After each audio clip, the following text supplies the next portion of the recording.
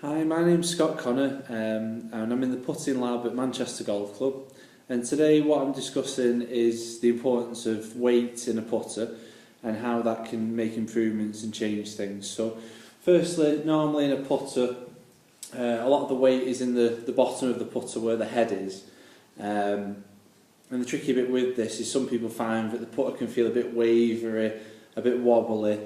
Sometimes if a putter's shortened, the putter can feel a bit lighter again by doing that. So sometimes with the results that we get on the science of motion, people can have poor consistency, not very good consistency with the rotation of the putter face. So something that's been quite popular this year with the manufacturers, but has been happening for a long time here at the putting lab, and with better players when they've been fitted on tour, is counterbalancing the weight of the putter. So rather than adding weight to the head of the putter, to actually add more weight to the top end of the putter. And the way we do that at the putting lab is we use these Opti-Vibe weights. The three main ones we use, there's 100 grams, 150 grams and 200 grams. And basically a lot of it's to do with feel as well, but by adding the weight to the top end of the putter, it just adds a bit more stability, a bit more weight to the putter throughout the stroke.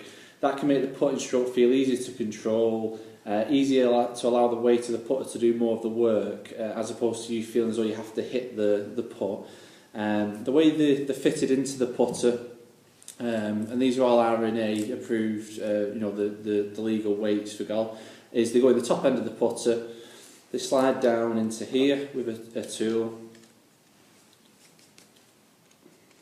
And the beauty of these is if you have a counterbalance putter with, say, Odyssey or whatnot, you can't change the weight and put it into other putters, whereas with these weights you can put it into any brand of putter, no problem.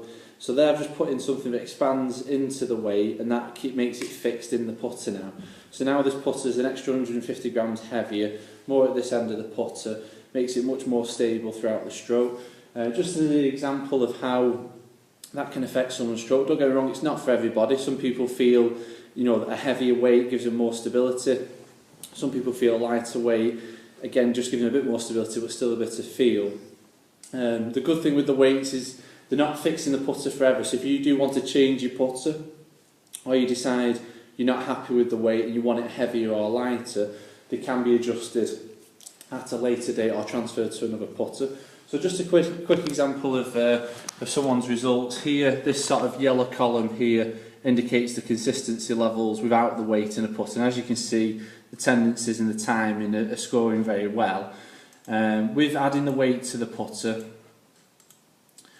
you can see the tendencies and the timing have remained good, but the consistency has shot up, and over the last year or so, that's remained consistent, and the person's results and stats have improved, and the scoring in general has improved as well, just from adding the weight. So it's definitely worth considering.